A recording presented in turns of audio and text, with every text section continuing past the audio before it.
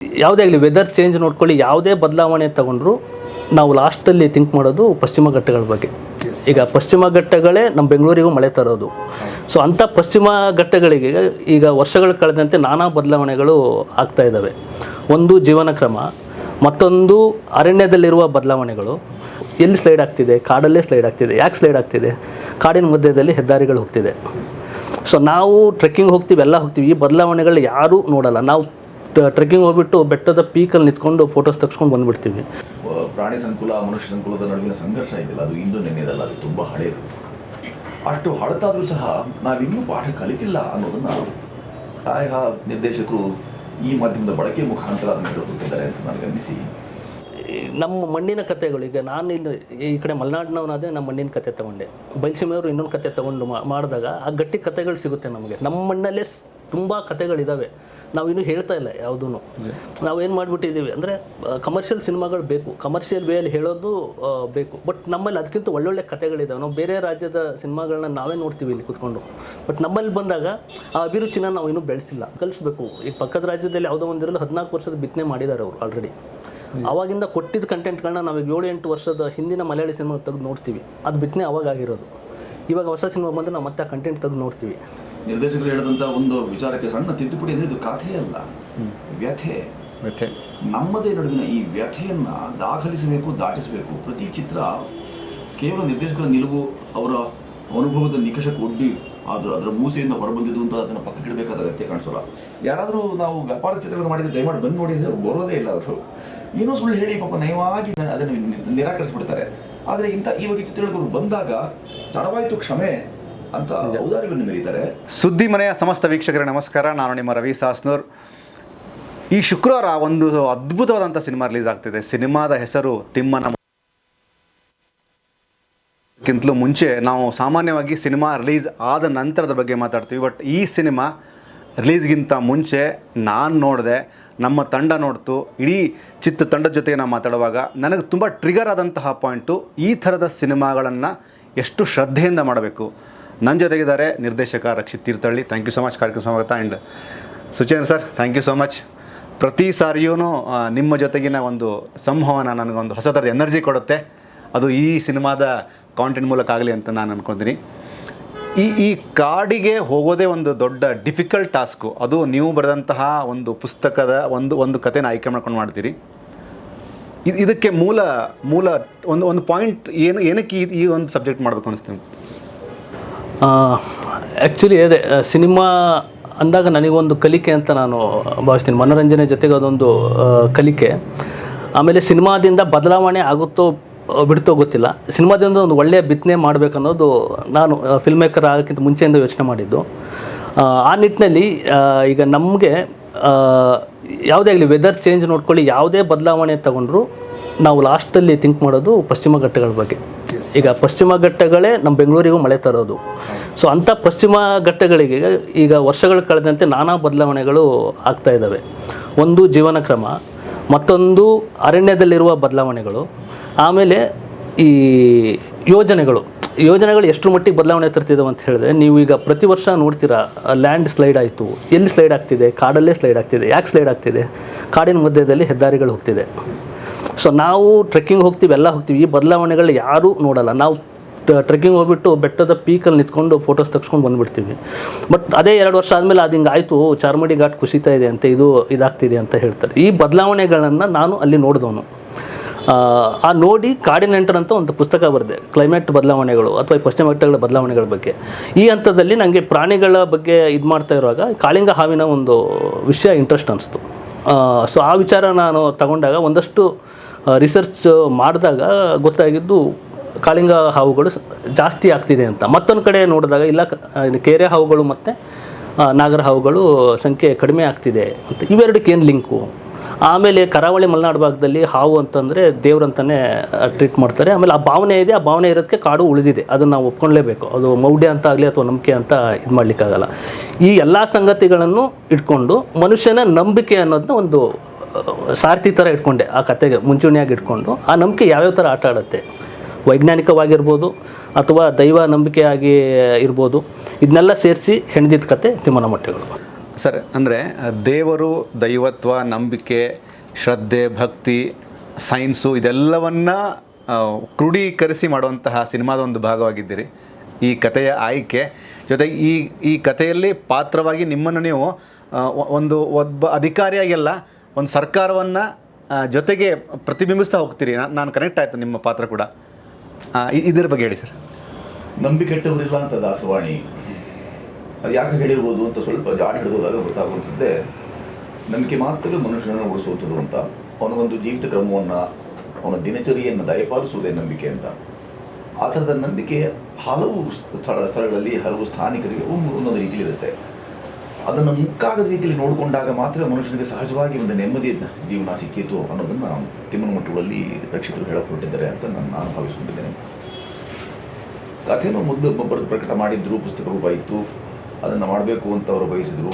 ಪಾತ್ರ ಹಂಚಿಕೆ ಮಾಡಬೇಕಾದಾಗ ಇದಾದರೆ ಒಳ್ಳೆಯದು ಅಂತ ಅವ್ರು ಹೇಳಿದಾಗ, ಪರಿಸರ ಅಥವಾ ಪ್ರಕೃತಿ ಕಳಕಳಿ ಇರುವಂಥವ್ರು ಯಾರಾದರೂ ಸರಿಯೇ ಈ ಮಾಧ್ಯಮ ಕೇವಲ ಉದ್ಯಮಕ್ಕೆ ಸೀಮಿತವಲ್ಲ, ಇದು ವ್ಯಾಪಾರಕ್ಕಷ್ಟೇ ಸೀಮಿತವಾದಂತಹ ಉದ್ಯಮವಲ್ಲ, ಇದರಿಂದ ಅನೇಕ ಸಂಗತಿಗಳು ಸಂವಹನ ಸಾಧ್ಯ ಆಗುತ್ತೆ ಅಂತ ನಂಬ್ಕೊಂಡಿರುವಂಥವ್ರು ನಿರಾಕರಿಸಬಾರದಂಥ ಸಂಗತಿಯನ್ನು ಈ ಚಿತ್ರದಡಕ ನಿರ್ದೇಶಕರು ಅವರ ಇಂಗಿತ ಇಟ್ಕೊಂಡಿದ್ದರು. ಸಾಮಾನ್ಯವಾಗಿ ನಮಗೆ ಪರಿಜ್ಞಾನವಿರುತ್ತೆ, ನಮಗೇನು ಬೇಕು ಅಂತ ಗೊತ್ತಿರುತ್ತೆ, ಇತರರಿಗೆ ಏನು ಬೇಕು ಅಂತ ಗೊತ್ತಿರೋದು ಇಂಗಿತ ಜ್ಞಾನ. ಇಂಗಿತ ಜ್ಞಾನನ ಬೋಧನೆ, ಅದರ ಬೋಧೆ ಈ ಚಿತ್ರದಲ್ಲಿ ಇತ್ತು. ಈ ಮನುಷ್ಯ ಮತ್ತು ಪ್ರಾಣಿ ಸಂಕುಲ, ಮನುಷ್ಯ ಸಂಕುಲದ ನಡುವಿನ ಸಂಘರ್ಷ ಇದೆಯಲ್ಲ, ಅದು ಇಂದು ನೆನ್ನೆದಲ್ಲ, ಅದು ತುಂಬ ಹಳೆಯದು. ಅಷ್ಟು ಹಳತಾದರೂ ಸಹ ನಾವಿನ್ನೂ ಪಾಠ ಕಲಿತಿಲ್ಲ ಅನ್ನೋದನ್ನು ಪ್ರಾಯ ನಿರ್ದೇಶಕರು ಈ ಮಾಧ್ಯಮದ ಬಳಕೆ ಮುಖಾಂತರ ಅದನ್ನು ಹೇಳೋದಿದ್ದಾರೆ ಅಂತ ನನಗನ್ನಿಸಿ, ಈಗಲೂ ನೀವು ನೋಡಿದಾಗ ನಿಮಗೂ ಅನಿಸಿರಬೇಕು. ಭಾಳ ಎಲ್ಲದಕ್ಕೂ ನಾನು ಗುರುತಿಸ್ಕೊಂಡಿದ್ದರೊಟ್ಟಿಗೆ ನೀವು ಹೇಳೋದಾದರೆ, ಆ ಗುರುತಿಸ್ಕೊಳ್ಳುವಿಕೆ ಈಗ ಅಪಾಯಕಾರಿ, ಸಾಮಾನ್ಯವಾಗಿ ನದಿ ಉಕ್ಕಿ ಹರಿಯುತ್ತೆ ಅಂತ ಹೇಳಿದ್ರೆ ಒಂದು ಅಪಾಯಕಾರಿ ಮಟ್ಟ ಅಂತ ಏನೋ ಹೇಳ್ತಾರೆ. ಹಾಗೆ ನಮ್ಮ ಇರುವಿಕೆಗೂ, ನಮ್ಮ ಅಸ್ತಿತ್ವಕ್ಕೂ ಒಂದು ಅಪಾಯಕಾರಿ ಮಟ್ಟವೊಂದನ್ನು ದಾಟಿಬಿಟ್ಟಿದ್ದೇವೆ. ಬಹಳ ಕಾಲ ಆಗಿದೆ ನಮಗೆ. ಈಗ ಕಾಡು ಮತ್ತು ಕಾಡು ಕಳ್ಕೊಂಡು ಸಂದರ್ಭ ಇದೆಲ್ಲ ಗಮನಿಸ್ಕೊಂಡಾಗ ನಿಮಗೆ ಅದು ಆಗ್ತಿರುವಂಥ ವಿಪ್ಲವಗಳು ಗಮನಿಸಿ ನೋಡಿ. ಈಗಿರೋ ಎಲ್ಲ ಬಗೆಯ ವ್ಯತ್ಯಾಸಗಳು ನಮ್ಗೆ ಈಗ ಆಗ್ತಿರುವಂಥ, ಅದು ಹೆಚ್ಚು ತಾಪಮಾನ ಆಗಿರ್ಬೋದು, ಮಳೆ ಅಧಿಕ ಅಥವಾ ಮಳೆ ಒಂದು ಕಡೆ ಅತಿವೃಷ್ಟಿ ಆಗ್ಬೋದು, ಅನಾವೃಷ್ಟಿ ಆಗ್ಬೋದು, ಎಲ್ಲದಕ್ಕೂ ಕಾಡು, ಮೇಡು ಮತ್ತು ನಮ್ಮ ಬೆಟ್ಟ, ಗುಡ್ಡ, ಪರ್ವತಗಳು ಇವುಗಳೆಲ್ಲ ನಾವು ಏನು ನಾಶ ಮಾಡಿದ್ದೇವೆ. ಅದಕ್ಕೆ ಈಗಲೂ ಬುದ್ಧಿ ಕಲಿಯದೆ ಮುಂದುವರಿತಾ ಹೋಗ್ತಿದ್ದೇವೆ ಅನ್ನೋದ್ರ ಬಗ್ಗೆ ಯಾವ ಮನುಷ್ಯನು ಈ ಭೂಮಿಯನ್ನು ಬಳಸುವಂಥವನು ಒಮ್ಮೆ ನಿಂತು ಯೋಚಿಸಿ ಮುನ್ನಡಿಬೇಕಾದಂಥ ಪ್ರಸಂಗಕ್ಕೆ ತಿಮ್ಮನಮಟ್ಟುಗಳು ಮತ್ತು ನಿರ್ದೇಶಕರ ಈ ಅಡಕ ಸಹಕಾರಿಯಾಗಿತ್ತು. ಒಮ್ಮೆ ನಿಂತು ಆಲೋಚಿಸೋಕೆ. ಮನುಷ್ಯನಿಗೆ ಮಾತ್ರ ವಿವೇಕ, ಪ್ರಾಣಿಗಳಿಗೆ ವಿವೇಕ ಇಲ್ಲ ಅಂತಲ್ಲ, ಮನುಷ್ಯನೂ ಪ್ರಾಣಿಗೆ. ಆದರೆ ಆ ಸಂಕುಲದಲ್ಲಿ ಇರಬಹುದಾದ ಕನಿಷ್ಠ ಪ್ರಜ್ಞೆಯೂ ಸಹ ನಮ್ಗೆ ಇಲ್ಲದೆ ಆಯ್ತೆ, ನಾವು ಹೆಚ್ಚು ವಿವೇಕ ಇಟ್ಕೊಂಡಿದ್ದೀವಿ ಅಂತ ಹೇಳ್ತೇವೆ, ಆದರೆ ಇದೆಯೇ ಅನ್ನೋ ಪ್ರಶ್ನೆಗೆ ಉತ್ತರವಾಗಿ ನಮಗೆ ದಾಯಿತ್ವವಾಗಿ ತಿಮ್ಮನಮಟ್ಟುಗಳು ಕಾಣಿಸಿದೆ. ಜೊತೆಗೆ ಅಂದರೆ ಒಂದು ವಿಚಾರವನ್ನು ಪುಸ್ತಕ ರೂಪದಲ್ಲಿ ಬರೋದು, ಅದನ್ನು ಪ್ರಕಟ ಮಾಡುವಂಥದ್ದು ಒಂದು ಸಾಹಸ. ಆದರೆ ನೀವು ಬರೆದಂತಹ ಕಾಡಿನ ನೆಂಟರು ಅನ್ನುವಂತಹ ಆ ಒಂದು ಗಟ್ಟಿ ಕಾಂಟೆಂಟಲ್ಲಿರುವಂಥ ಒಂದು ವಿಚಾರನ ಇಟ್ಕೊಂಡು ನೀವು ಸಿನಿಮಾನ ಮಾಡ್ತೀರಿ. ಈ ಕಮರ್ಷಿಯಲ್ ಯುಗದ ಮಧ್ಯೆ ಇದು ಕೂಡ ಯಾವುದಕ್ಕೂ ಕಮ್ಮಿ ಇಲ್ಲ ಅನ್ನುವಂಥದ್ದನ್ನು ಬಿಂಬಿಸ್ತೀರಿ. ಈ ಒಂದು ಸ್ಟಫ್ ಹೇಗೆ ಬಂತು ರಕ್ಷಿತ್ಗೆ ಅಂತ? ನೀವು ನೋಡಿದ್ರೆ ನಾನು 2017 ನನ್ನ ಮೊದಲನೇ ಸಿನಿಮಾ ಹೊಂಬಣ್ಣ ಈ ಥರದ್ದೇ ಮಣ್ಣಿನ ಕಥೆನೇ ತೊಗೊಂಡು ಮಾಡಿದಂತ. ಅರಣ್ಯ ಒತ್ತುವರಿ ಒಕ್ಲೆಪ್ಸೋದು ಈ ಕತೆ ತೊಗೊಂಡು ಮಾಡಿದ್ದು. ಅದರಲ್ಲೂ ಸುಚೇಂದ್ರ ಸರ್ ಒಂದು ಒಳ್ಳೆ ಪಾತ್ರ ಮಾಡಿದ್ರು, ಭಾಗವಾಗಿದ್ದರು.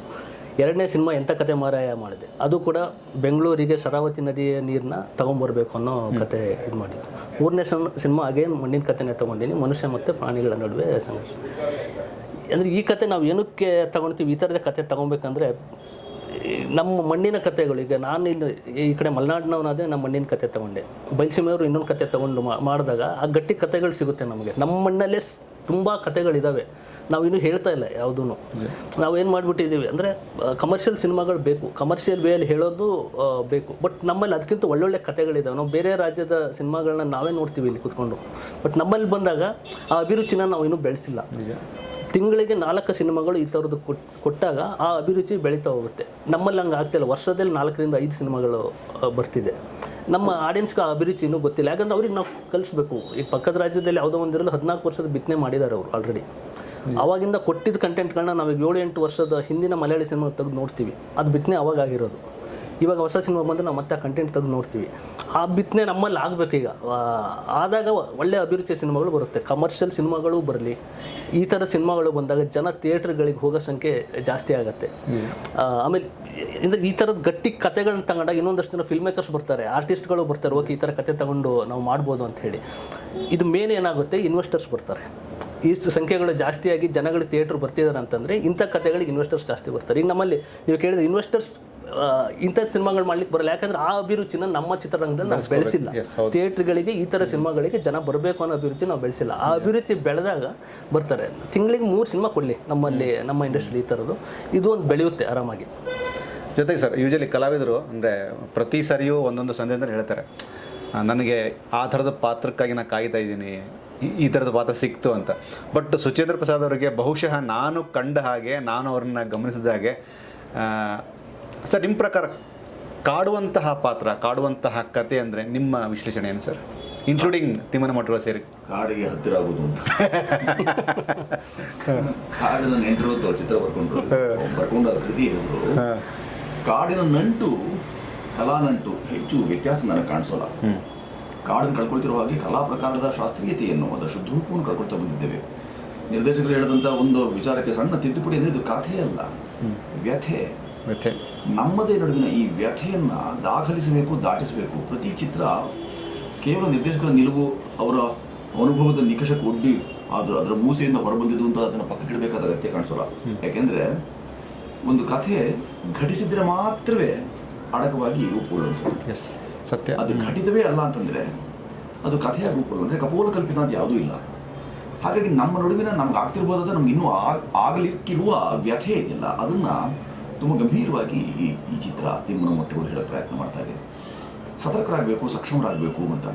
ಕಲಾವಿದ ತಾನು ಯಾವುದೋ ಒಂದು ಉದ್ಯಮ, ಒಂದು ಮಾಧ್ಯಮ, ಅದರ ನಡುವೆ ಎದ್ದು ಬಂದಿದ್ದಾನೆ, ಅದರಿಂದ ಉಪ್ಪುಂಡಿದ್ದಾನೆ ಅಂದರೆ ಅದರ ಋಣ ತೀರಿಕೆ ಬಾವತ್ತು ಇದೆ. ಸತ್ಯ.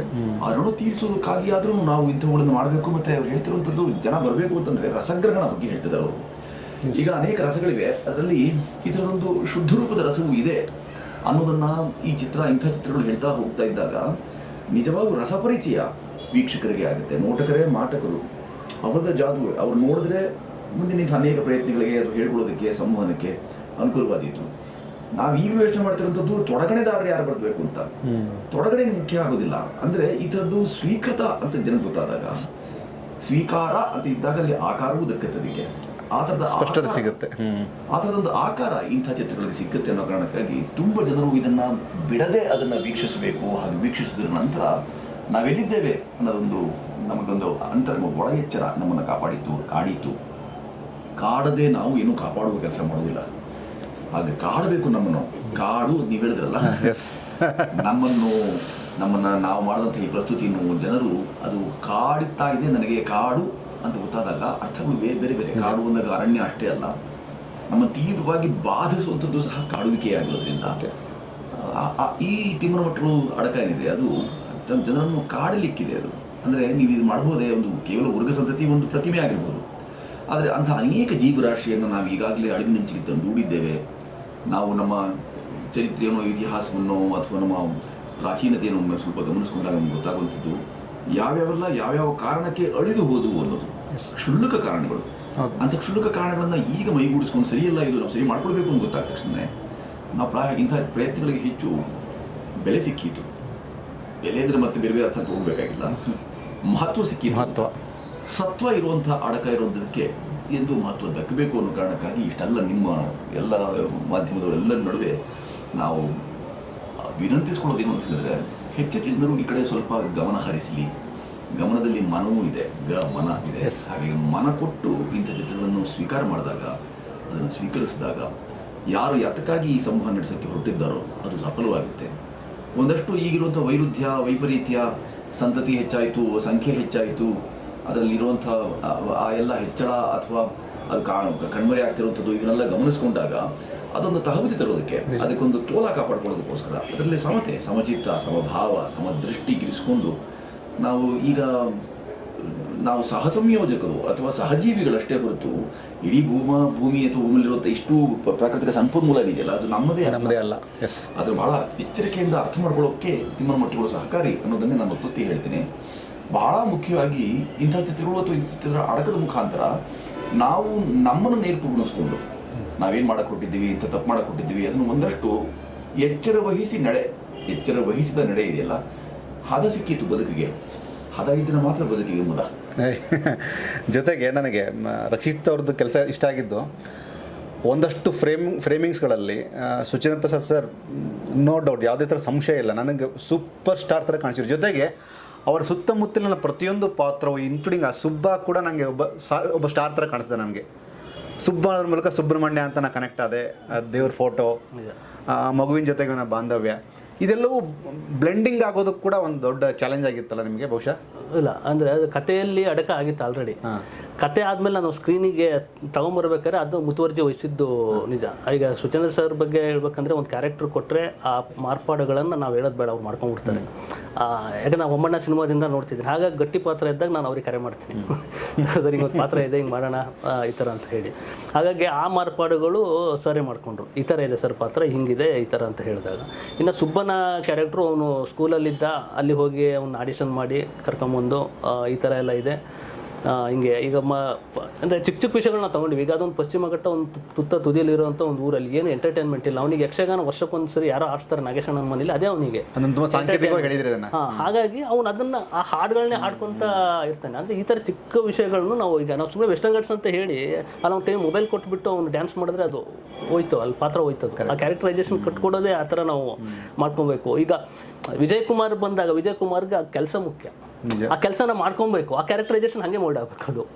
ಸೊ ಈ ಥರದ ವಿಚಾರಗಳನ್ನ ನಾವು ಮೊದಲೇ ಅದನ್ನ ಡಿಸ್ಕಸ್ ಮಾಡಿಬಿಟ್ಟು ಕ್ಯಾರೆಕ್ಟರೈಸೇಷನ್ ಇವ್ದು ಹೀಗೆ ಇರಬೇಕು, ಇವ್ರದ್ದು ಇದೇ ಥರ ಇರಬೇಕು ಅಂತ ಹೇಳಿ ಮಾಡಿದ್ವಿ. ಬಟ್ ತೆರೆ ಮೇಲೆ ಅದು ಚೆನ್ನಾಗಿ ಬಂತು, ಇನ್ಕ್ಲೂಡಿಂಗ್ ತಿಮ್ಮ ಸರ್. ಬರೀ ಒಂದು ಪಾತ್ರ ಎರಡು ಪಾತ್ರ ಅಷ್ಟೇ ಅಲ್ಲದೆ ಇಡೀ ಸಮೂಹ, ಇಡೀ ಚಿತ್ರದಲ್ಲಿನ ಪ್ರತಿಯೊಬ್ಬ ಕಲಾವಿದನು ಅದ್ಭುತವಾದಂತಹ ಪರ್ಫಾರ್ಮ್ ಮಾಡಿದ್ದಾನೆ ಅನ್ನುವಂಥದ್ದನ್ನು ತೋರಿಸುವಂತಹ ಈ ಥರದ ಕತೆಗಳ ಒಂದು ಮೌಲ್ಯ ಹೆಚ್ಚಬೇಕು ಅಂತಂದರೆ ಅದು ಯಾವ ರೀತಿಯಾದಂಥ ಬದಲಾವಣೆಗಳಾಗಬೇಕು ಸರ್ ನೀವು ಕಂಡಂಗೆ? ಸಾಂಘಿಕ ಪ್ರಕ್ರಿಯೆ. ಸಾಮಾನ್ಯವಾಗಿ ಇಂತಹ ಕಲಾ ಸಂಕುಲದಲ್ಲಿ ಇದೊಂದು ಸಾಮೂಹಿಕ ಕೈಂಕರ್ಯ ಅಂತಲೇ ನಾವು ಕರೆಯುತ್ತದೆ. ಎಲ್ಲರೂ ಒಗ್ಗೂಡಿ ಮಾಡುತ್ತದೆ. ಒಂದು ಚಿತ್ರ, ಒಂದು ನಿರ್ದೇಶಕರ ಒಂದು ನಿಲುವು ಹೌದು ಹೇಗೋ ಹಾಗೆ ಒಂದು ಕಾಲಘಟ್ಟದ ದಾಖಲೀಕರಣವೂ ಹೌದು. ಅವರ ತಹತಹ ತಾಕಲಾಟ, ತುಮಲ, ತಲ್ಲಣ ಇವೆಲ್ಲವುಗಳನ್ನು ಸಾಧ್ಯಂತ ಈ ಮಾಧ್ಯಮದ ಮುಖಾಂತರ ಹರಿಬಿಡುವಂಥದ್ದು, ರವಾನಿಸುವಂಥದ್ದು ಇದೆಯಲ್ಲ, ಅದೇ ಇದರ ಸೊಬಗು. ಮತ್ತು ಹೇಳದೆ ಉಳಿದ ಮಾತೇನು ಅಂತ ಹೇಳಿದ್ರೆ, ಎಷ್ಟು ಆ ನೆಲಗಟ್ಟು ಈಗ 2023, 24, 25 ನಾವು ಭಾವಿಸ್ತಿತ್ತು ಅಂದರೆ, ಈ ವರ್ಷಗಳಲ್ಲಿ ಪಶ್ಚಿಮ ಘಟ್ಟಗಳಲ್ಲಿ ಜನರು ಹೇಗೆ ಆಲೋಚಿಸ್ತಾರೆ, ಹೇಗೆ ಬದುಕ್ತಾ ಇದ್ದಾರೆ, ಅವರ ಆಚಾರ ವಿಚಾರವೇನು, ಅವರ ದೀರ್ಸೇನು, ಅವರು ಹೇಗೆ ಈಗ ಕಾಣಿಸ್ಕೊಳ್ತಿದ್ದಾರೆ, ಈ ಎಲ್ಲವೂ ಸಹ ದಾಖಲೆ ಆಗಿಬಿಡುತ್ತೆ. ಆ ಎಲ್ಲ ದಾಖಲೆ ನಿಮ್ಮನ್ನು ಸೆಳೀತಿರುವಂಥದ್ದು. ನಾವು ಅದನ್ನು ವಾಚ್ಯ ರೂಪದಲ್ಲಿ ಹೇಳ್ತಿಲ್ಲ ಅಷ್ಟೇ. ಧೋ ಒಂದು ಸುರಿಯುವ ಮಳೆ, ಅದು ಊಹೆ ಮಾಡ್ಕೊಳ್ಳಿ, ಒಂದಷ್ಟು 10-20 ವರ್ಷಗಳ ನಂತರ ಮಳೆಯೇ ಇಲ್ಲದಾದೆ ಬರಡು ಪ್ರದೇಶ ಆಗಿ ಹಸಿರು ಅದೆಲ್ಲ ಈಗ ಆಗ ಆ ನಿಟ್ಟಿನಲ್ಲಿ ಗಮನಿಸಿದಾಗಲೂ ಸಹ ಈ ಮಳೆ ನಮಗೆ ಈಗಿರುವ ಈ ಮಳೆಯನ್ನಾದರೂ ಉಳಿಸ್ಕೊಳ್ಳಿ ಅಂತ ಹೇಳುವಂಥದ್ದೊಂದು ಪ್ರತಿಮೆಯಾಗಿ ರೂಪಕವಾಗಿ ಕಾಣಿಸಲ್ವೇ? ಒಂದು ಎರಡು ಮಾಡಕ್ಕೆ ಕಾಡಿಲ್ಲದೆ ಬರೀ ರಸ್ತೆಗಳೇ ಆಗ್ಬಿಟ್ರೆ, ಹೆದ್ದಾರಿಗಳು ಅವೆಲ್ಲವೂ ಕಾಂಕ್ರೀಟ್ ಮಯ ಆಗೋಗ್ಬಿಟ್ರೆ ಈಗಾಗಲೇ ಅದ್ರ ಪ್ರಸ್ತಾಪ ಅನೇಕ ಬರುತ್ತೆ. ತುಂಬ ಜಾಣ್ಮೆಯಿಂದ ಸಂಭಾಷಣೆಯನ್ನು ಮತ್ತೆ ಕೆಲವು ಅಡಕವನ್ನು ಕೇವಲ ತುರುಕಿದ ಅಥವಾ ಅದನ್ನು ನಾವು ಕಾಲಯಾಪನೆ ಅಂತ ಕರಿತೇವೆ. ಕಾಲ ಸರಿಸೋಕೆ ಒಂದು 90 ನಿಮಿಷ ಬೇಕು, 100 ನಿಮಿಷ ಬೇಕು, ಅದಕ್ಕೆ ಏನೋ ಹೇಳ್ತಾ ಹೋಗೋದು. ಅದು ಪ್ರತಿ ಮಾತಿನಲ್ಲಿಯೂ ಸಹ ನಿಮಗೆ ಆ ಥರದ್ದು ಮಾರ್ಮಿಕ ಸಂಗತಿಗಳು ಗೋಚರವಾಗುತ್ತೆ. ತುಂಬ ಮನವಿಟ್ಟು ಗಮನವಿಟ್ಟು ಅದನ್ನು ವೀಕ್ಷಿಸಬೇಕು, ಅಂತರ್ಗತ ಮಾಡ್ಕೊಳ್ಬೇಕು. ಅದು ನಿಮ್ಮ ಎದೆಯಾಳಕ್ಕೆ ಇಳಿದಾಗ ಅದೇ ಹೌದಲ್ಲ ಹೇಳ್ತಿರೋದು ಸತ್ಯ ಇದೆಯಲ್ಲ ಅಂತ ಅನಿಸುತ್ತೆ ನಿಮಗೆ.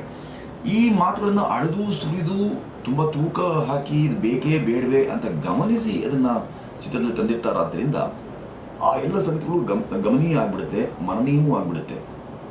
ಗಮ್ಯದ ಕಡೆ ಅಂದರೆ ನಾವು ಹೋಗಬೇಕಾದ ದಿಶೆ ಏನಿದೆಯಲ್ಲ ಆ ದಿಕ್ಕು, ಅದೆಡೆ ಒಂದೊಂದೇ ಹೆಜ್ಜೆ ಇಡ್ತಾ ಹೋಗಬೇಕು ಅಂತ ಹೇಳಿದ್ರೆ ಮಾಧ್ಯಮ ಸದ್ಬಳಕೆಯಾಗಿ ಹಲವು ಪ್ರಥಮಗಳನ್ನು ಉಟ್ಕೊಂಡಂಥ ಇಂಥ ಚಿತ್ರಗಳಿಗೆ ಜನರು ಮುಗಿಬಿದ್ದು ಬರಬೇಕು. ಆಗ ಅವ್ರಿಗೂ ಒಂದು ಬೌದ್ಧಿಕ ಔನ್ನತ್ಯ, ಈ ಚಿತ್ರದ ಮುಖಾಂತರ ಏನು ಹೇಳಕ್ಕೆ ಹೊರಟಿದ್ದಾರೆ ಅಂತ ಅವರು ಒಮ್ಮೆ ಅರಿತುಕೊಂಡು ಬಿಡ್ತು ಅಂದರೆ ಯಾಕೆ ನೋಡಬೇಕು ಅನ್ನೋದು ಆ ಪ್ರಶ್ನೆಗೆ ಉತ್ತರ ಅವರಿಗೆ ಸಿಕ್ಬಿಡುತ್ತೆ. ಬನ್ನಿ ನೋಡಿ ಅಂತ ಎಲ್ಲ ಚಿತ್ರಗಳಿಗೂ ನಾವು ಹೇಳಿ ನಾವು ಅವ್ರಿಗೂ ರೋಸಿ ಹೋಗಿರುತ್ತೆ. ನಮಗೂ ಯಾಕಪ್ಪ ಎಲ್ಲಕ್ಕೂ ನಾವು ಹಾಗೆ ಬರಮಾಡ್ಕೊಳ್ತೀವಿ, ನಮಗಿರುವ ಅಧಿಕಾರವಾದವು ಏನು ಹಕ್ಕಿದೆ ನಮ್ಮನ್ನು ಕರೆಯೋದಕ್ಕೆ ಅಂತಂದರೆ ಆದರೆ ಇದಕ್ಕೆ ಹಕ್ಕು, ಇದು ಹಕ್ಕೊತ್ತಾಯ. ಇಂಥ ಚಿತ್ರಗಳಿಗೆ ಹಕ್ಕೊತ್ತಾಯ ಪೂರ್ವಕವಾಗಿ ಬನ್ನಿ, ನೀವು ನೋಡಿದಾಗ ಮಾತ್ರವೇ ನಿಮ್ಗೆ ಗೊತ್ತಾದೀತು. ರಂಜನೆಗಾಗಿ ಮಾಡಿದ್ದಲ್ಲ, ಹಾಗಂತ ರಂಜನೆ ಅಂಶಗಳಿಲ್ಲ ಅಂತಲ್ಲ. ರಂಜನೆ ಯಾವುದು ಅಂತ ಹೇಳಿದ್ರೆ ನಿಮ್ಮ ಭವಿಷ್ಯ ಸುಭಗವಾಗುತ್ತೆ, ಸೊಗಸಿಂದ ಕೂಡಿರುತ್ತೆ ಅಂತ ಹೇಳೋದಾದ್ರೆ ಅದು ಅದಕ್ಕಿಂತ ಮಹತ್ತರವಾದ ರಂಜನೆ ಮತ್ತಿನ್ನೇ ಬೇಕು ನಿಮಗೆ. ಮಾಧ್ಯಮದ ಸದ್ಬಳಕೆ ಆಗ್ತಾ ಇದೆ. ಮತ್ತು ನಿಮ್ಮೆಲ್ಲರಿಗೂ ಯಾರು ಬಂದು ಕುತ್ಕೊಂಡು ನೋಡಿರ್ತಾರೋ ಅಂಥವ್ರು ನೋಡಿದವರು ಇದು ನೋಡದೇ ಇದ್ರು ಆಗ್ಬೋದಾಗಿತ್ತು ಅಂತ ಅನ್ನಿಸದೆ ಅವ್ರು ಎದ್ದು ಹೋಗ್ತಾರೆ. ಮತ್ತೆ ಹಲವು ಪ್ರಶ್ನೆಗಳು ಅವನ್ನ ಕಾಡುತ್ತವೆ. ಮನೆ ಕೊಂಡೊಯ್ಬೇಕಾದ ಅನೇಕ ಸಂಗತಿಗಳಿವೆ. ಸಾಮಾನ್ಯವಾಗಿ ಒಂದು ಚಿತ್ರವನ್ನು ನೋಡಿದಾಗ ರಂಜನೆ ವಿಚಾರದಲ್ಲಿ ಯಾರು ಕಪಾಳ ಮೋಕ್ಷ ಮಾಡಿದ್ದಾರೆ, ಬಿದ್ದರು, ಎದ್ರು, ಹೊಡೆಸ್ಕೊಂಡ್ರು ಎಲ್ಲದಕ್ಕೂ ರಂಜನೆಯನ್ನು ವ್ಯಾಖ್ಯಾನ ಮಾಡಿಬಿಟ್ಟಿರ್ತೇವೆ.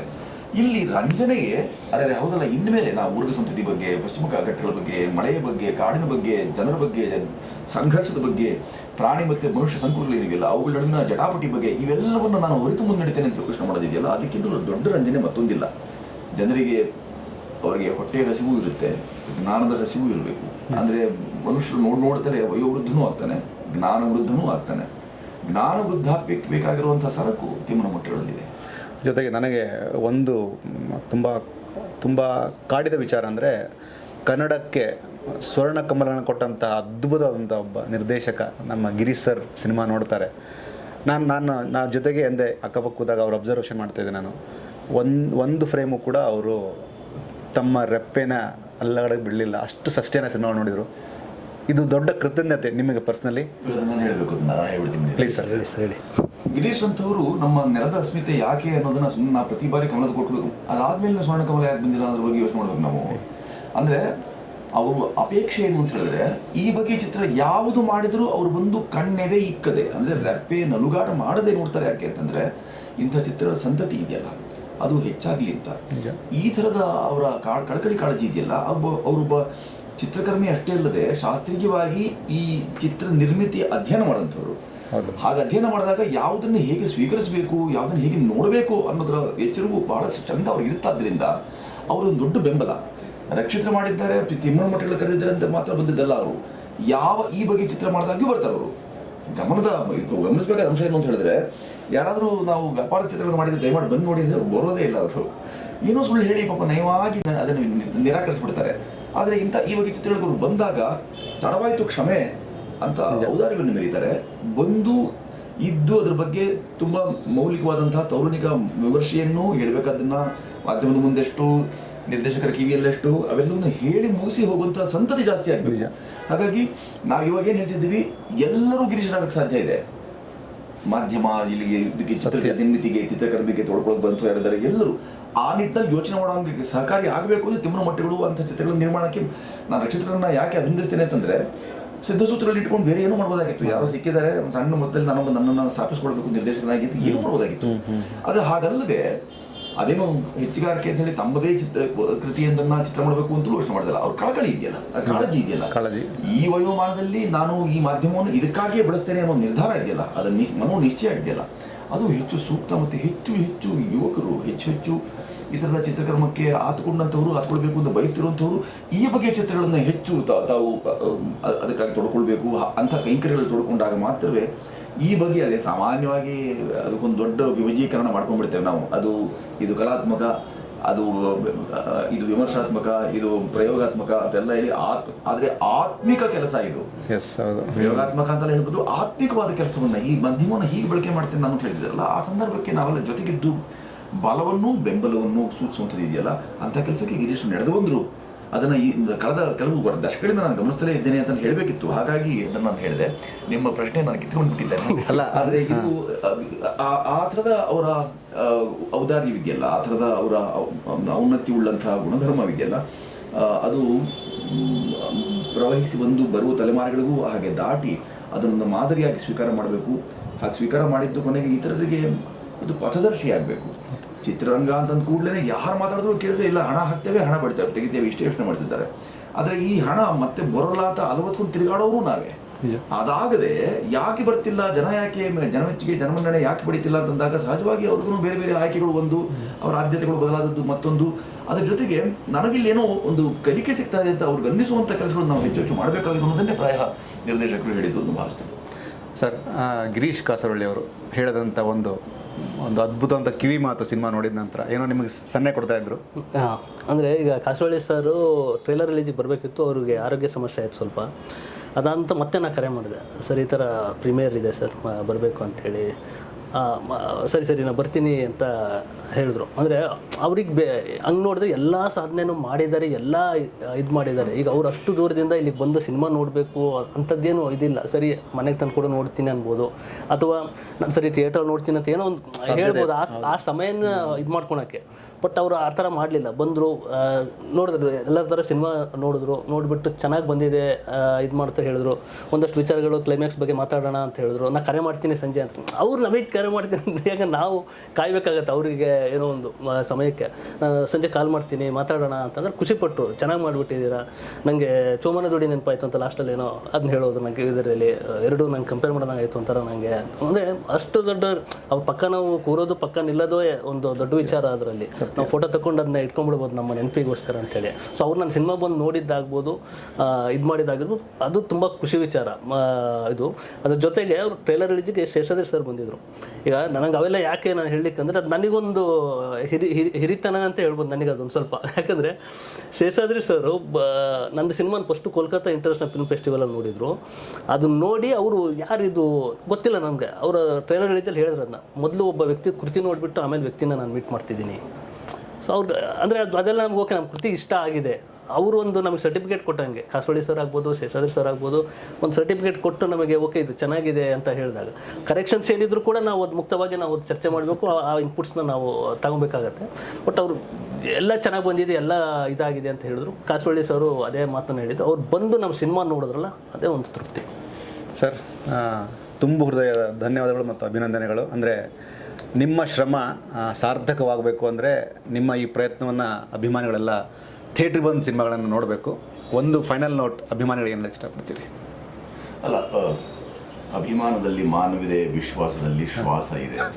ಶ್ವಾಸ, ಮಾನ ಇವುಗಳನ್ನೆಲ್ಲ ಬಹಕಾಲದಿಂದ ಕೊಡ್ತಾ ಬಂದಿರುವಂಥ ಸಹೃದಯ ಪ್ರೇಕ್ಷಕರು ಇಂಥ ಚಿತ್ರಗಳನ್ನು ಹೇರಳ ಗಮನಿಸೋದ್ರ ಮುಖಾಂತರ, ನೋಡೋದ್ರ ಮುಖಾಂತರ, ಬೆನ್ಸೋದ್ರ ಮುಖಾಂತರ, ಕೈ ಹಿಡಿದು ನಡೆಸೋದ್ರ ಮುಖಾಂತರ, ಆದರ್ಶಪ್ರಾಯವಾಗೋದ್ರ ಮುಖಾಂತರ, ಪ್ರೇರಣಾದಾಯಿ ಅಂತ ನಡೆಯನ್ನು ಕೊಡೋದ್ರ ಮುಖಾಂತರ ಅನೇಕರಿಗೆ ಇದೆಲ್ಲ ಮಾಧ್ಯಮಕ್ಕೂ ನಾವು ಭಾಳ ಅವರ ಮನ್ನಣೆಯನ್ನು ವ್ಯಕ್ತಪಡಿಸ್ತಾ ಹೇಳೋ ಮಾತೇನು ಅಂತಂದರೆ, ಬಾಯಿ ಮಾತಿನ ಪ್ರಚಾರಕ್ಕಿಂತಲೂ ಮಿಗಿಲಾದ ಪ್ರಚಾರ ಮತ್ತೊಂದಿಲ್ಲ. ಸತ್ಯ. ದಯಮಾಡಿ ತಾವೂ ನೋಡಿ ಇದರನ್ನು ಹೋಗಿ ಇಂಥ ಪ್ರೇರೇಪಿಸುವಂಥ ಕೆಲಸವನ್ನು ಮಾಡುವಂಥದ್ದಾಗಲಿ, ಇಂಥ ಚಿತ್ರಗಳಿಗೆ ಹೇರಳವಾದಂಥ ಬೆಂಬಲವನ್ನು ಬಲವನ್ನು ತುಂಬಿದಾಗ ಮಾತ್ರವೇ ನಕ್ಷತ್ರಂಥವ್ರ ಸಂತತಿ ಹೆಚ್ಚಾದೀತು.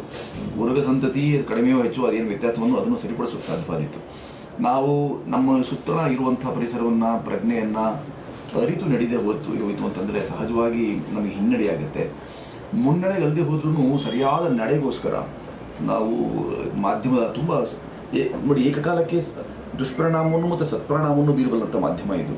ಸತ್ಪರಿಣಾಮವನ್ನು ಬೀರಬಲ್ಲಂಥ ಇಂಥ ಕೃತಿಗಳು ಅಥವಾ ಇಂಥ ಸಾಹಸಗಳಿವೆಯಲ್ಲ, ಅಂಥವಕ್ಕೆ ಹೆಚ್ಚು ಕುಮ್ಮಕ್ಕು ಕೊಡಬೇಕಾಗತ್ತೆ. ಹಾಗೆ ಕೊಡೋದಕ್ಕೆ ಬಾಯಿ ಮಾತಿನ ಪ್ರಚಾರದ ಜೊತೆಗೆ ಮಾಧ್ಯಮವೂ ಸಹಕಾರ ಕೊಟ್ಟು ಈ ಥರದ್ದು ಮಾಡ್ತಿರುತ್ತದೆ ನಿಜವಾಗಿಯೂ ಅದು ಪ್ರತಿಕೃತ್ಯ ಅಂತ ನನಗನ್ನಿಸಿದೆ. ಸ್ತುತ್ಯ ಮತ್ತು ಶ್ಲಾಘ್ಯ ಕೆಲಸಗಳಿಗೆ ಸಹೃದಯ ಪ್ರೇಕ್ಷಕರು ತಮ್ಮ ಸಹೃದಯತೆಯನ್ನು ಪ್ರದರ್ಶನ ಮಾಡೋದ್ರ ಮುಖಾಂತರ ಎಮ್ಮನ ಮಟ್ಟಗಳನ್ನು ಅದು ಹೆಚ್ಚಿನ ಜನ ವೀಕ್ಷಕ ವರ್ಗ ಅದನ್ನು ಹೊಂದುವಾಗಲಿ ಅಂತಷ್ಟೇ. ಇವ್ರಿಗೇನು ಹಣ ಬರಲಿ ಮತ್ತೊಂದು ಆಗಲಿ ಅಂತ ನಾವು ಅದನ್ನು ಮಾಡೋದಿಲ್ಲ. ಅಕಸ್ಮಾತ್ ಒಂದಷ್ಟು ಹಾಗೆ ನೋಡಿದಾಗ ಬರುವಂಥ ಕುಡಿಗಾಸ ಏನಿದೆ, ಅದರಿಂದ ಇನ್ನೊಂದಷ್ಟು ಪ್ರೇರಣೆ ಸಿಕ್ಕಿತ್ತು, ಒಂದಷ್ಟು ಒಳ್ಳೆಯ ಕೆಲಸಗಳನ್ನು ಅವ್ರು ಮಾಡಿಯಾರು. ಆ ಥರದ್ದು ಮಾಡುವಾಗ ಆಗೋದಕ್ಕೆ ಬೇಕಾದಂಥ ಈ ಥರದ ಉಪಕ್ರಮ ಇದೆಯಲ್ಲ, ಅವ್ರು ಬಂದು ಧಾವಿಸಿ ನೋಡಿ ಇತರರಿಗೂ ಅದನ್ನು ತಲುಪಿಸಿ ನೀವು ನೋಡೋ ಹಾಗಾಗಲಿ ಅಂತ ಅವ್ರು ಬಾಯಿ ಮಾತಿನ ಪ್ರಚಾರ ಕೊಡೋದಿದೆಯಲ್ಲ, ಅದಕ್ಕೆ ನಾನು ವಾಗಿದ ಶಿರ ಮತ್ತು ಮುಗಿದ ಕರದ ನಮನವನ್ನು ಅಂತ ಹೇಳಿ ದಯಮಾಡಿ ತಿಮ್ಮನ ಮಕ್ಕಳು ಬನ್ನಿ ವೀಕ್ಷಿಸಿ ಅಂತ ಕೇಳ್ಕೊಳ್ತೇನೆ. ಸರ್, ನೀವು ಅದೇ ಜೂನ್ 27ಕ್ಕೆ ಸಿನಿಮಾ ಬಿಡುಗಡೆ ಆಗ್ತಿದೆ.